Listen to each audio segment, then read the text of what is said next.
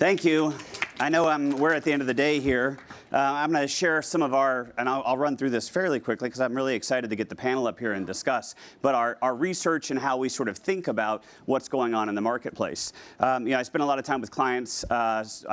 Just as a bit of background, I've been with Deloitte for 21 years in the retail sector the entire time, and I really focus on serving the biggest retailers as they're grappling with digital and the transformation that's sort of going on. So can you go ahead and bring up the slides?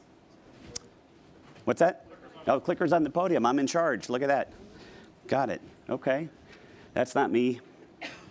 Here we go. All right, so our research report, and by the way, we can make this available. You can download it from the Deloitte website. But we did a research around disruption, right? Because we took on the question about disruption, because I have clients that say, I've been in retail a long time, and disruption, it's always disruptive. You know, retail changes, it's always changing, it's more of the same. So the question we took on was, what's really going on? And sometimes I call this the what the hell's going on presentation. I spend some sort of like, what's really going on out there?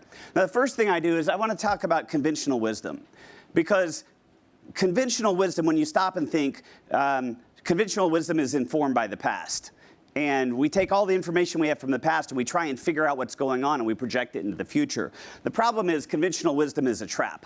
And so this is how I take on all our research by starting with this idea about whatever the conventional wisdom is, I start with the idea that it's wrong, okay? And by the way, more often than not, it is, or at least it's partially or maybe even mostly wrong. So today, what's conventional wisdom? I mean, hearing words like Mallmageddon. You guys heard that word? How about the retail apocalypse? You heard that word? So this idea about there's retailers going bankrupt and we've got stores closing and it's a really bad environment. But when you looked at the holiday that we just went through, this is the strongest retail holiday we've had since 2011. Right? Strongest retail holiday since 2011. Things were good. Things are good. This is a time for retailers to celebrate. But if you watch CNBC or Wall Street Journal, you're seeing a lot of the big retailers who are putting up negative comps or comps that aren't in line with the growth in the market, meaning they're losing market share. So what's really going on out there? Now, the conventional wisdom says, this is a bricks and mortar versus online battle. That's what's going on. That's sort of the first piece of conventional wisdom. And I'm going to tell you, at least in our research, there's a bifurcation in retail happening, but that's not the right way to think about it. The other conventional wisdom you'll hear is, the answer is omni-channel, right? We just need to have a seamless customer experience. I'd say, look, there's another buzzword right around the corner. What I heard the other day, somebody said, no, the new word's connected commerce. And I said, okay, and tomorrow there's a new word, and there's another new word. Those are all the conventional wisdom words that actually don't tell us how to win in the marketplace. So I'm going to share and I'm going to, like I said, I'll give you the headlines. Deeper analysis is in our research report. But let's talk about this just for a minute. Here's the conventional wisdom. How about this one? Here's the issue. Sales are shifting from brick and mortar to online. Piece of conventional wisdom. If you read the newspaper, you probably think that might be true. But if you looked at holiday again, let's look at this. This is the conventional wisdom. Boy, dollars are shifting from here to here. But let's look at the holiday because that's actually not true. That is not true. Here's what we found over the holiday. We found that both brick and mortar both grew. And in fact, they both grew by roughly 12 billion. Right? So they both roughly grew at the same absolute dollar amount. Now, the growth rate was different. Right? Online grew at about 12%, and stores grew at about 2.3%. So if you're growing less than 2.3%, it means you're losing share. But fundamentally, the growth is still there. So it's got to have you, scratching your head with stores closing, or with bankruptcies, or like what's really going on? Because we had a good holiday, and it's not like stores are shrinking. So let's look into that because we think through the research we've done, we know the answer to what's really going on. Now, one of the things I do, though, is I want to step back just for a minute and talk about, like, how does retail work? You almost have to think back. Like, profits come from scarcity, okay? Profits come with scarcity. You have demand and supply. We can all go back to Econ 101. But when there's demand and supply and you've got scarcity of a product or perceived scarcity, you're able to have pricing power. And through that pricing power, you create profits. Now, the problem is, if you look in history, is technology is and has always impacted this idea of scarcity. Here's a quick, in the background, you see a picture of a gentleman by the name of Frederick Tudor, who was the Ice King. Okay, the Ice King he had a retail distribution company in the late 1800s that went to the Great Lakes, and they would carve big pieces of ice out, and they came up with a way to pack those pieces of ice and shift them down to Florida and down to Cuba, down to the South, and he built a multi-million-dollar enterprise by doing this, a distribution company, because people wanted ice and they didn't have it, so there was scarcity, and he could charge a lot of money. Now, let's just fast forward just for a minute and think about this. Demand for ice today is dramatically higher than it was during Frederick Tudor's time, but the business no longer exists because technology took what was once scarce and made it highly abundant, right? And it's access and our ability to access that. And what I argue is that the exact same thing's happening now in retail, right? We're having a commoditization of retail, and I'm going to dig into the data here just a little bit. But that's the fundamental idea, and I want you to think about that when we think about not just how do we build scarcity, but also perceive scarcity, okay? And I'm going to come back to that idea. So we studied in our study what's going on, and we came up with a theory that said disruption happens when market share changes hands at a great rate. So, for example, stock market, there's a thing called the VIX index. Stock market can be completely flat, but what happens is the volatility spikes where a lot of people are selling and a lot of people are buying. So they're trading share back and forth. And we sort of hypothesized that that's what's going on in retail right now. Because what it would say is if we had a great retail environment, but people are still losing and they're putting up negative numbers, that means that they're trading share with somebody. Somebody picked up the store sales in our chart that we showed you. So we studied volatility, and what we found, this is our report from 2015, showed the solid line, and then our initial estimates, though we haven't put out the final report, is that the estimates accelerated. So this idea of volatility. So then the question is, if it's volatile and someone's picking up the market share, who's picking up the market share? Because really we went through 100 years of market consolidation, where the big guys were getting bigger and bigger and bigger. 100 years of consolidation. So we looked at it, and what we actually found was the opposite. And this is really what we see when we see Wall Street Journal talking about retailers, because they're reporting on the big retailers who are losing. Who are they losing to? They're losing to smaller retailers. And we'll talk about what kind of retailers those are. But what we're now seeing is that after 100 years of market consolidation, we're now on a path of fragmentation. Right? And so that goes in the face of the conventional wisdom that says there's this big online retailer who's killing us all, right? And by the way, I wouldn't argue that they're not doing well, but what I would argue is two things. One is our data says fragmentation's on the rise, not consolidation. And the second thing I would argue is 50% of the big online retailers' sales are coming from marketplace.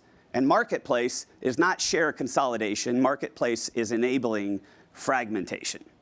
Okay? So that's the crux of the research. I'm going to jump in here just a little bit more that says not only that, but those retailers who are doing both brick and mortar and online actually have taken on a much more complex cost structure. And not all retailers, by the way, have chosen to do that. And some retailers who are not digital at all are actually some of the ones that are winning. So again, makes us scratch our head about conventional wisdom.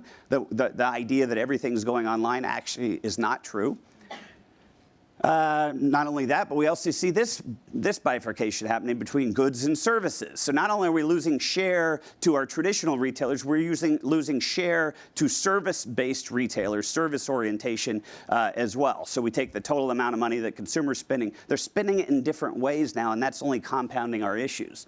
So that gets us down to the way to look at who's winning and who's losing. And again, I said I was sort of fly through this a bit more in the research report.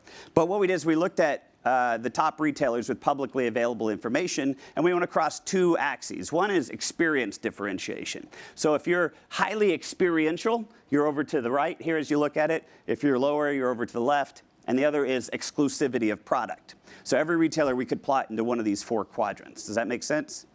And so here's what we found. If you're up here and you've got product that the consumer finds as highly differentiated, back to my word scarce or perceived scarcity, you're actually doing pretty well. This is a CAGR over a 5-year period. If you're over here where you're heavy on experience, but you're selling products that perhaps you could get in other places, you're doing well. If you're up here, you're killing it, right? I mean, who wouldn't like these numbers up here? Now, the problem is down here. But think about this for a second, is this idea that I'm selling commodities in experience that isn't high value. That's back to the point about ice, right? This is where commoditization happens because products are no longer scarce, and the ability of a supply chain and a big building to be able to forward deploy inventory, down here is no longer as valuable as it once was. So when we see CNBC, when we see Wall Street Journal, when we see the headlines, when we see conventional wisdom, the vast majority of it is talking about what's going on in this quadrant. Because the truth is, up here in this right quadrant, tend to be more specialty retailers because it's hard to be in the top right quadrant and to be a big mass, at scale large building, right? So that's interesting when you start to peel it apart because we find out there are companies winning, right? And by the way, we also find out down here that there's a incredible price pressure, as you would expect. Go back to Econ 101 and apply it to this idea. You would expect this incredible price pressure happening down here. So what we see is this: barriers to entry have fallen. There's a flood of new competition, okay? That new competition tends, though it is not exclusively, to really attack our quadrant down here. But by the way, there's great examples of these new niche players who are playing up here and are able to sort of really create market share. So what happens to price when things are commoditized? Well, here's apparel prices, so that's not surprising. Back to Econ 101, this is what we would expect to happen. What happens to grocery prices?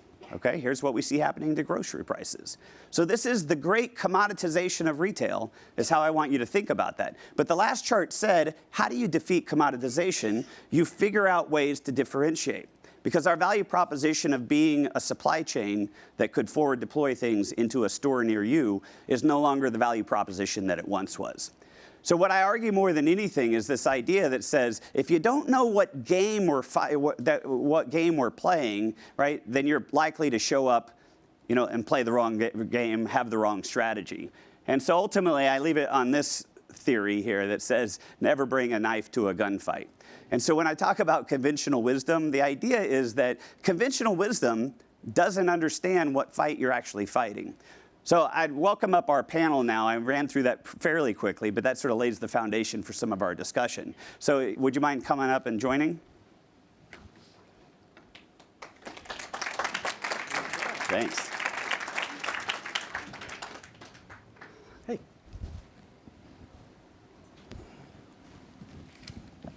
Oh, you can go up there. Okay. Have a seat. Okay, you guys mind taking a minute and just introducing yourselves? You want to start down here?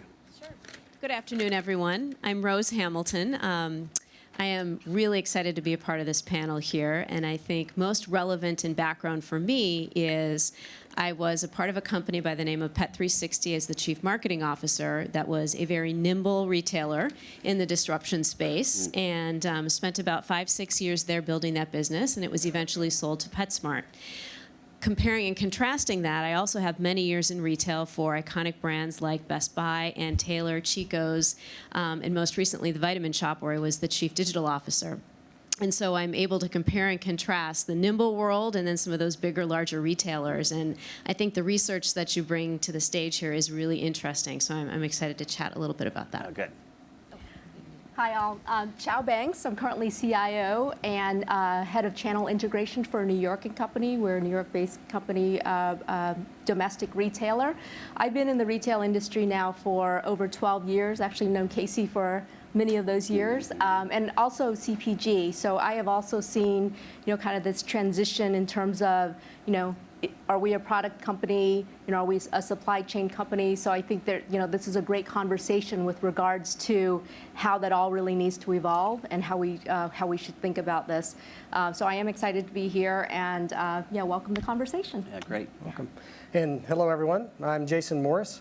I am the Vice President for Retail Technology, so basically customer-focused technology in our stores.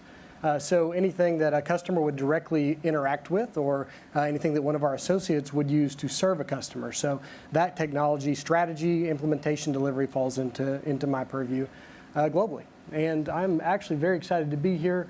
The information that you shared was very compelling, and it probably looks different through the lens of someone at a very big box retailer, and then also someone at a smaller niche company. So I think that'll be a good dialogue. Yeah, there's an important point there is that you can actually win in any of those quadrants. Mm-hmm. There's no right quadrant to be in. I always say, know what fight you're fighting. Yep. If you're in the bottom left quadrant, I say cheapest, fastest, easiest. That's the battle that you're on. If you're in the top right quadrant, you're in a different battle, right? Yep. So, I'd be interested more about the reaction to, the data, but sort of bring it through the perspective, you guys' perspective. Do you see, do you see some of those same trends? Do you interpret them the same way, or do you see something different? And I'll open it to anybody who's got an opinion here.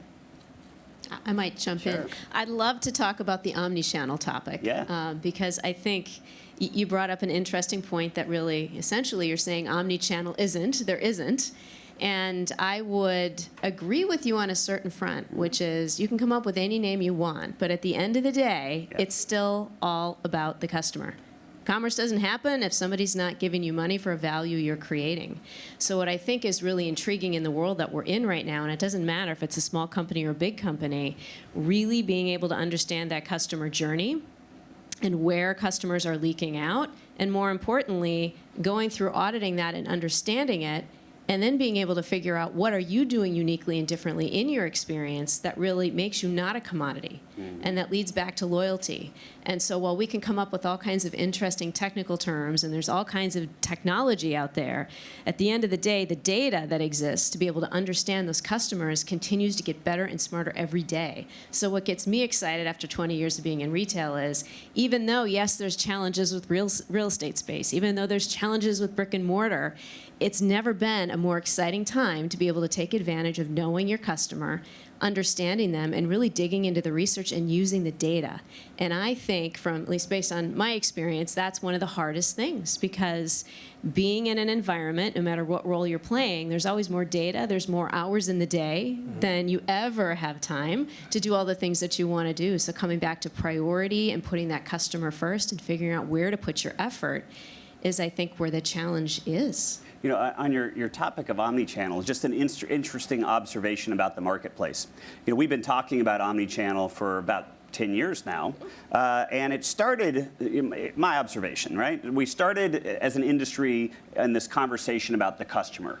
But then I feel like, in some ways, we as an industry bastardized the topic and really went after inventory productivity. Right? So it was all about operations. Buy from, ship from, and if we could unlock inventory productivity, that was a good thing. And then we as an industry kind of went, okay, we did omnichannel because we can buy online, pick up in store, we can ship from store, and we can do all the permutations of inventory productivity. But what you just said, and I really like this, is like this idea that it really has to be customer centric is something that we as an industry struggle with. Well, and if you think about it, think about the customer journey for a second. What's changed now is that there are examples with subscribe and save. Yes, we can use Amazon Prime, but you can use any commodity item you want. A customer doesn't even have to go into the consideration set anymore. They can go straight from Google to the product detail page to put it on auto delivery, and any other brands are never ever in the consideration set ever again, because they've joined and they've solved and they said, I'm done. So I think that change, regardless of omni-channel, that's almost more disruptive than it is anything else when you think about omni-channel, because the customer's really in the driver's seat and they can choose or not choose to have to find you in different places. Yeah. Absolutely. So I, from omnichannel, so 4 years ago when I was just about to join New York & Company, I had an option to pick any title I wanted, right? Because I wanted to do IT, but also, some operations. And everybody kept saying, you should have the word omni-channel in your title. And I said, I felt omni was a buzzword, right? Because it had been floating in the industry. I think actually IDC came up with the term, right? Greg? Yes? See?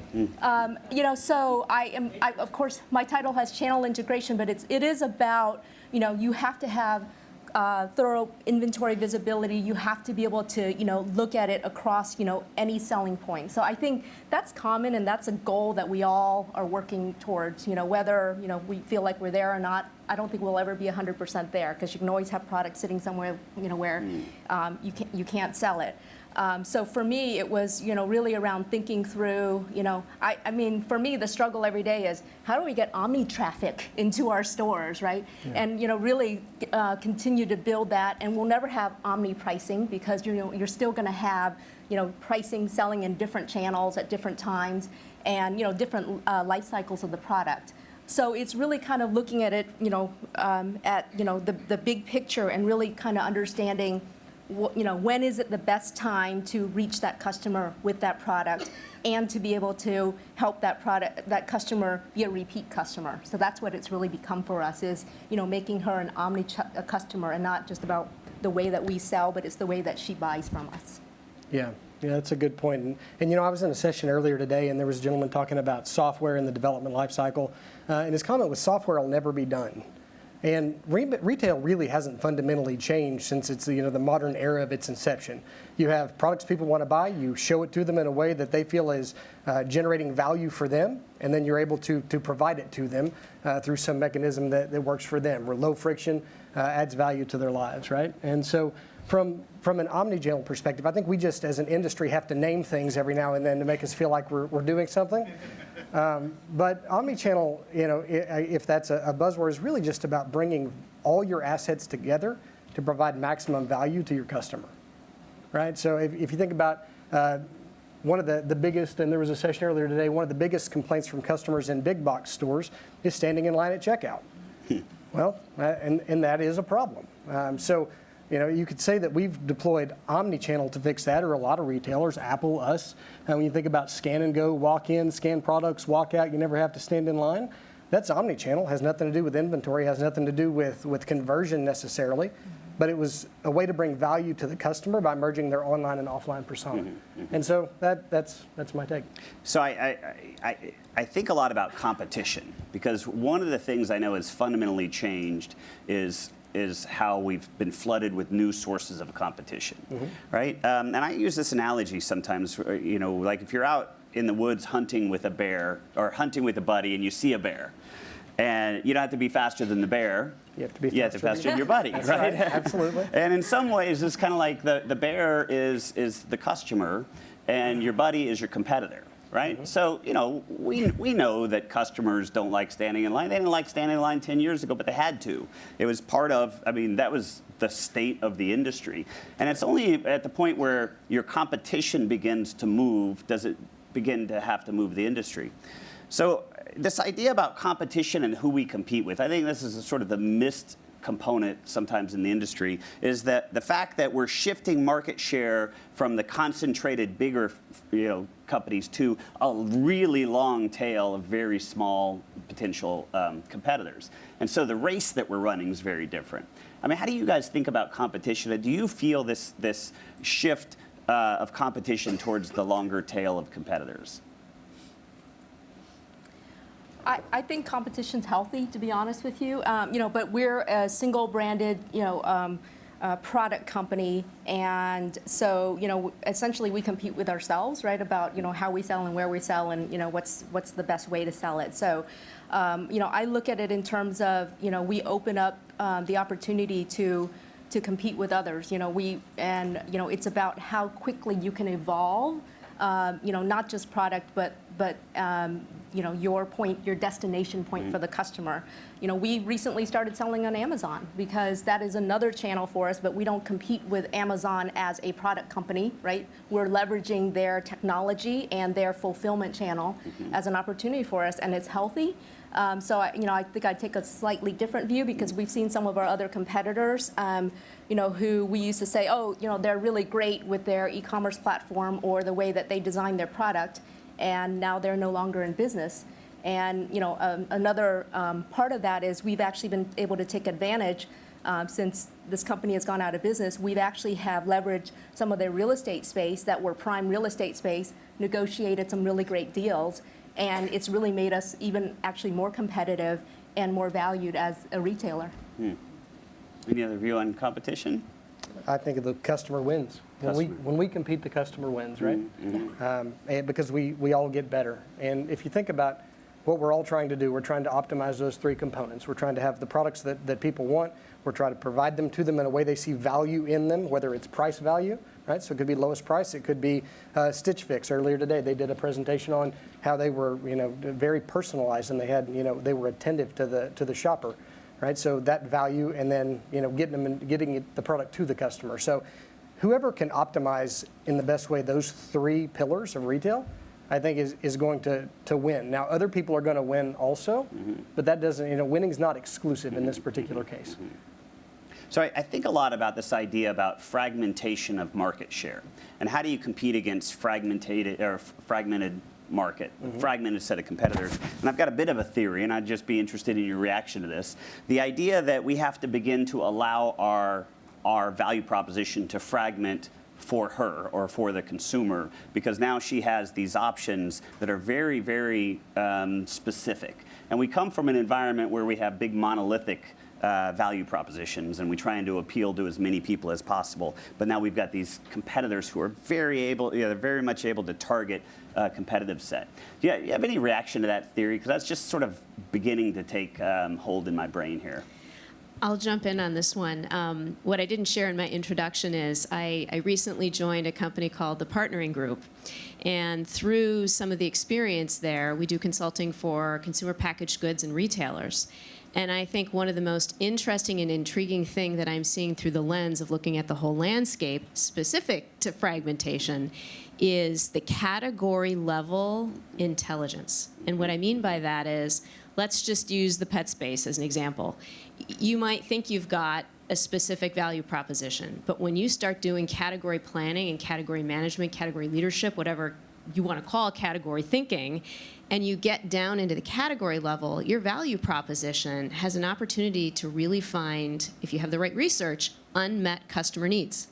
That in theory, from the bottoms up, can be changing your overall umbrella value proposition. So the retailers who are getting smart, and it's maybe not in every sector, but in some, those who can really understand if certain categories are more susceptible to subscribe and save, as an example, or some are more susceptible to just being a commodity, and figuring out how to treat your categories differently, because, going back to fragmentation, there are the niche players out there who are trying to steal that market share.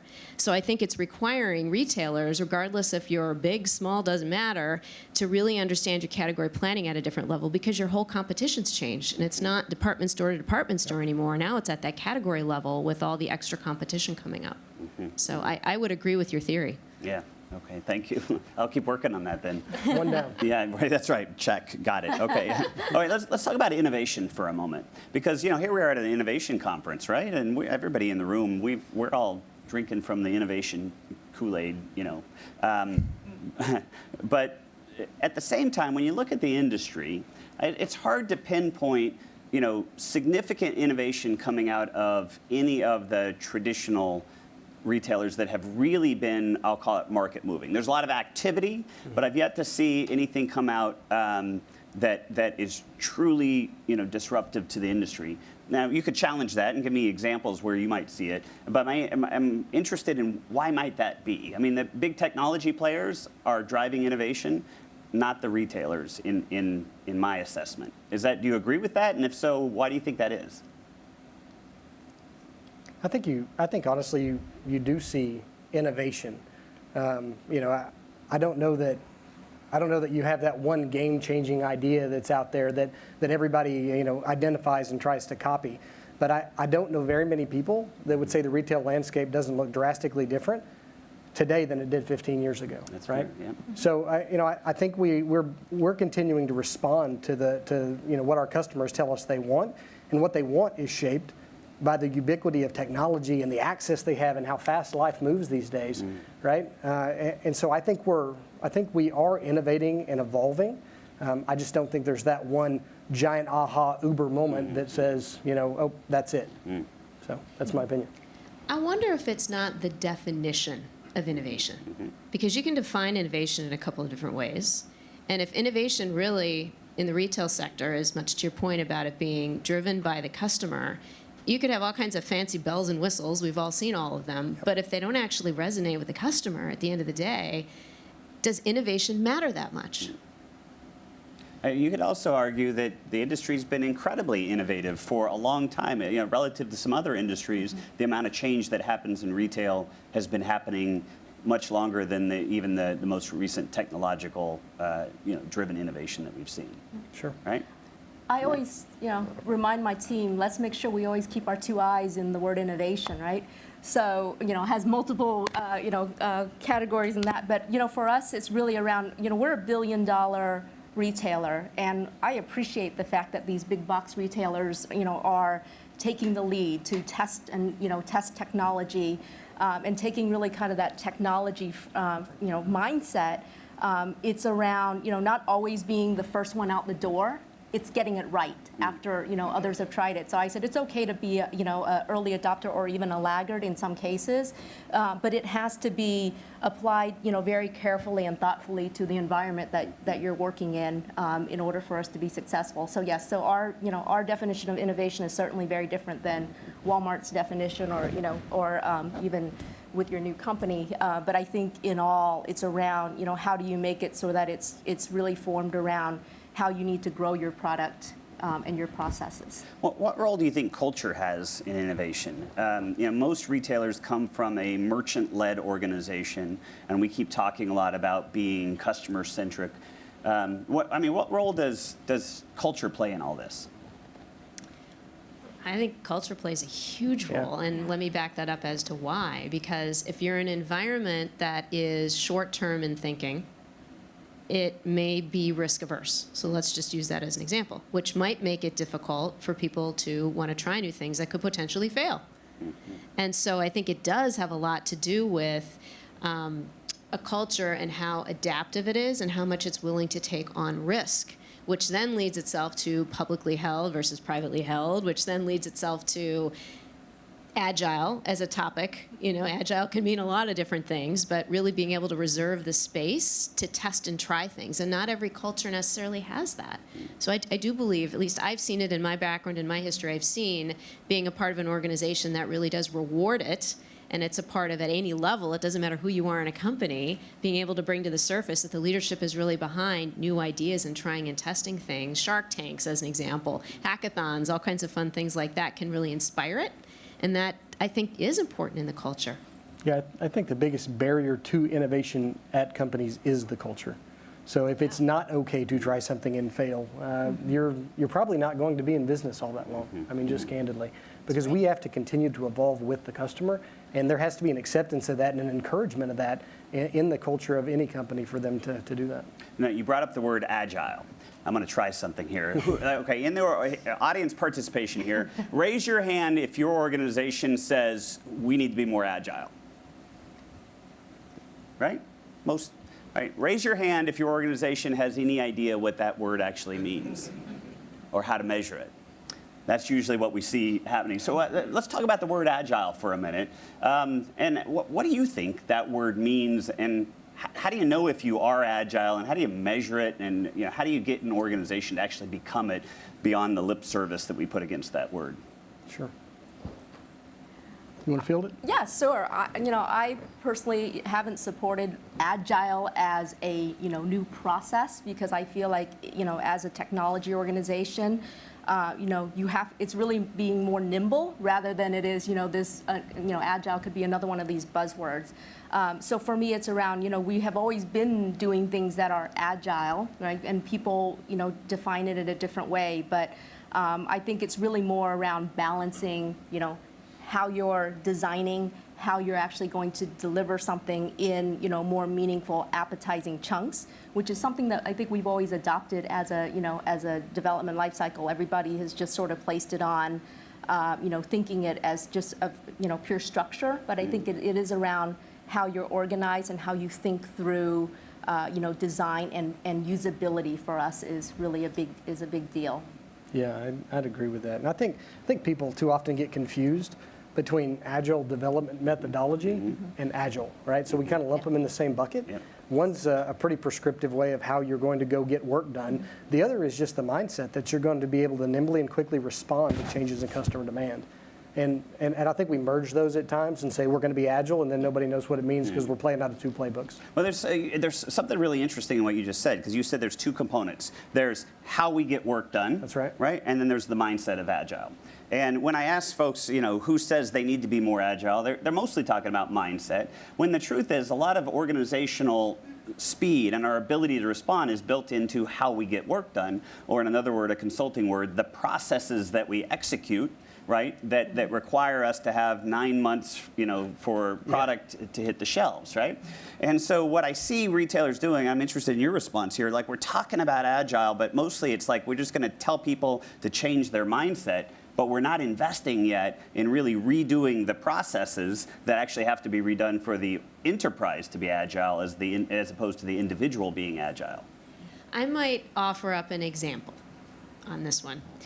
And I'm going to challenge the thinking of it. Is it agile or is it really change management? And let me explain where I'm going with this. It is all too easy to launch a new platform, launch a new technology, launch something new, and assume if you put it out there, they will use it and people will just know what to do. I mean, anybody who's replatformed a website, put mobile technology out there, put tablets in stores, good examples. But it's almost as though the ability, once that platform's there, to be able to be nimble requires change management. And I think oftentimes that step of change management that goes along with a new technology, a new process, a new doing something, is easily overlooked, especially in retail, because a lot of people have to adopt to whatever it is. Because retail is very integrated, and there's so many different people who need to collaborate on things to make it successful. So it lends me down the path of saying, how is change management being thought about in organizations? And is that almost equally important as agile in some ways? That's a great point. I had an interesting situation. So a colleague of mine called me and said, hey, are you guys doing agile? And I said, can you define for me what you mean by agile? And he said, well, there's like 4 methods of agile. I had no idea. I just learned recently that there's 4 methods. I don't even know what they are. I know people are certified to be Scrum Masters, and I said, well, is that the definition? He's like, no, there's some other tool. I'm not sure, so I kind of said, what you talking about, Willis? Yes, you should say, yes, we're doing one of them. I don't know which one we're doing. Exactly. So it's really interesting for me again around definition and I agree, and I really love the way that you said that it's really around change management. That's why I said when it's about the usability, and how you can apply it, that's more important than giving it a word. Just another interesting observation of the industry that I'm interested in your reactions to. A lot of retailers are investing in innovation. They've started labs.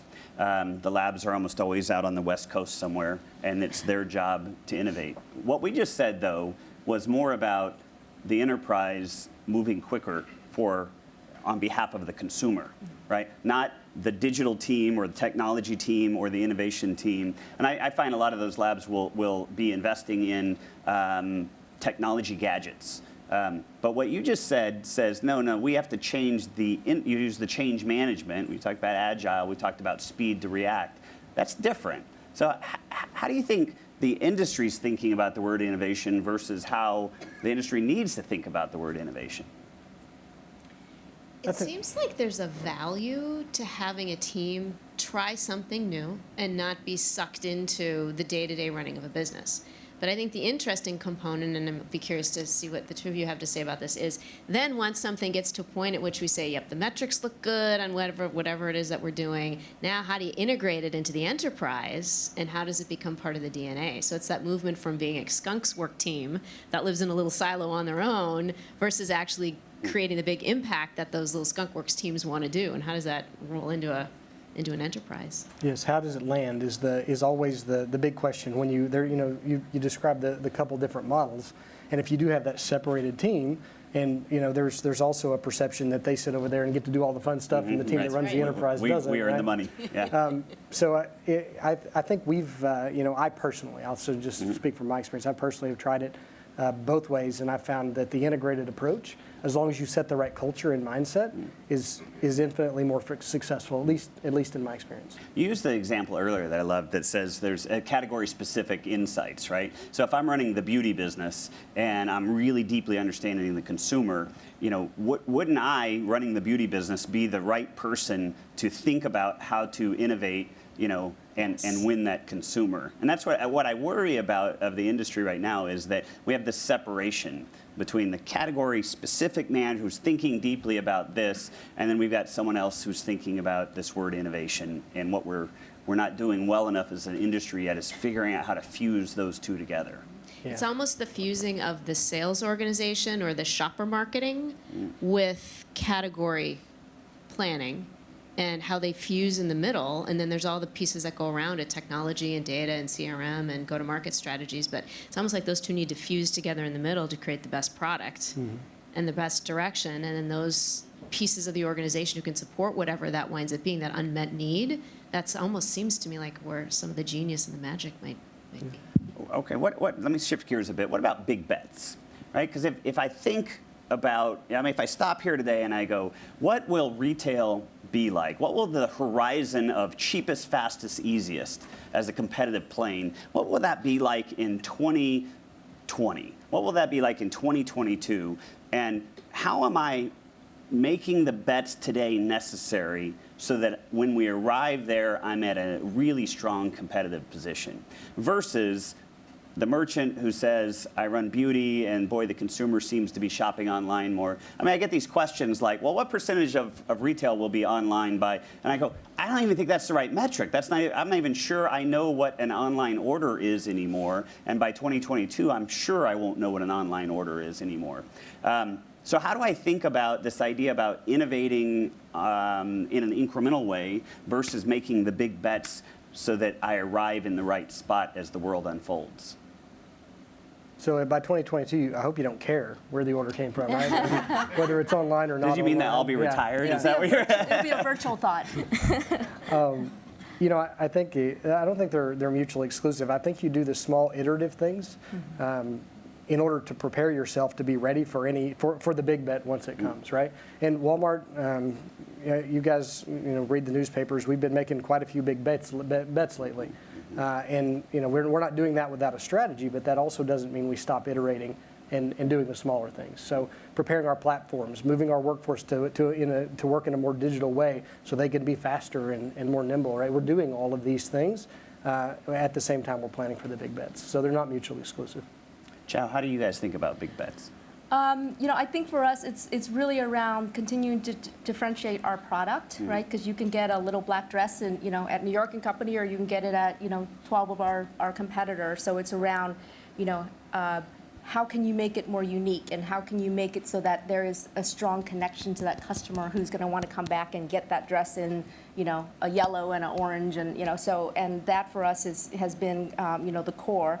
But another method for us has really been around the connection to a celebrity face to the brand, and this is where we've been focused for the last 3 years, and it's been significant for us in terms of people prior to this didn't recognize New York and Company, and to some degree today they say, oh, it's Eva Mendez's company, or recently Gabrielle Union's company, but it's okay because we're willing to live within that home, right, with the name and with one name on the door. But for us, it's really been unique around tying the experience and the aspirational impact of that business and the need of the customer, right? Because our product still is unique to her, because she can make that connection point. If I were to interpret that back through the lens of the research I shared, what I think I just heard you say is we're investing, our big bet is moving as far to the top right quadrant as we can get into the top right quadrant. That is the goal. Which, by the way, I love this idea that says, because I think too often we as an industry get caught up in, the checklist for omni-channel, right? Because how we interpret omni-channel just means we're bringing digital and physical together to win on behalf of my consumer, to win the consumer. But the way you win is different than the way you win, right? That actually means that the checklist of how I invest should be very different. But anytime we go to the big shows in the retail industry, there tends to be this list of here's all the technologies that we've got to go invest in. Anyway, so that's just my bit of a beef with the industry, my translation. And we want to move to that top quadrant because there are pluses, a lot of pluses in that number there that you have in the quadrant. That's the only reason. Big green arrows, yeah. Yeah, right. Those were good. So with that, we're just about out of time. Anything else that you guys want to add to the conversation before we wrap up? No. I think it's been a good dialogue. Thank you for having us. I appreciate you guys joining me up in the panel, and I thank you guys for sticking it out and staying with us here. Thank you. All right. Thank you.